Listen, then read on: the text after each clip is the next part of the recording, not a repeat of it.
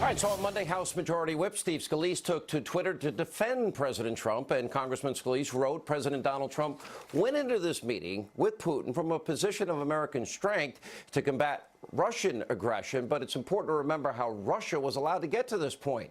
He then gave a timeline of all the Obama administration failures with Russia, starting with the reset.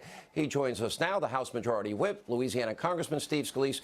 Why don't you just go through this, because this is... I didn't want to put it in my Hannity history lesson because I thought you did a good job, but I did show Hillary with that silly reset button of hers. Yeah, and don't forget the cackle. Sean, great to be back with you. Look, there were so many different things that Barack Obama did when he was president.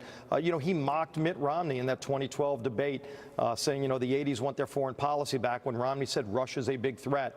The red line was probably one of those glaring points where he truly did go backward in terms of strength, when he literally put that red line and said, Syria, you've got to do these things, don't gas your own people. And of course, after Syria gassed their own people, he just sat back and let it go. When the Ukraine, you're talking about good friends of ours, allies of America, were being invaded, President Obama sat by and did nothing. And the Ukrainians, by the way, were asking the Obama administration, not for boots on the ground, but just for weapons to defend themselves. And he turned his back on them. President Trump, by the way, in contrast, gave the Ukrainians missiles, gave them the ability to stand up to Russia. President Trump has stood up to Russia on a number of fronts. Obviously, that was one, expelling diplomats. President Trump increased sanctions. He worked with us in Congress to increase sanctions against Russia. So there's a big contrast between President Obama just ignoring this threat. Said many times, yeah, Russia did it. Yeah, they meddled. Yeah, they interfered. It's sort of like the left.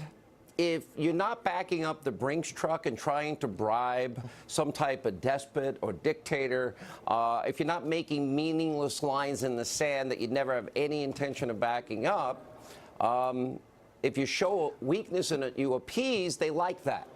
Donald Trump didn't give them a dime. Yeah, keep in mind the meddling, the actual meddling in the election happened under President Obama's watch. Exactly. He was president. There's evidence that he knew some of that was going on. He just didn't do anything because he thought Hillary was going to win.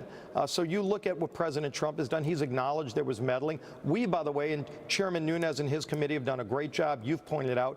But Devin Nunes and his committee showed there was meddling, but there was no collusion between either campaign. And the meddling didn't have anything to do to change the outcome of the election. We should still pursue it, and we are. But the meddling itself actually happened under Barack Obama's watch.